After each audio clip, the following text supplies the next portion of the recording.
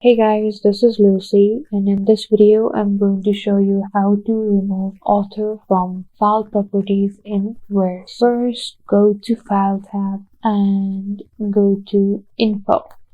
Here in Related People, there is the author, so you want to remove this by clicking on Inspect Document, the Check for Issues option.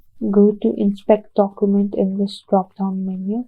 Here, check on Document Properties and Personal Information and click on Inspect. So in this Document Properties and Personal Information, there is a button called Remove All. Click on that and click on Reinspect and close it. So as you can see, the author that was there a few seconds ago has been removed. And if your author has not been removed, just reopen your Word and you will see that the author that was associated in the Related People would have been gone. Thank you guys for watching. Like and subscribe if you found this video helpful, and I'll meet you guys in the next video.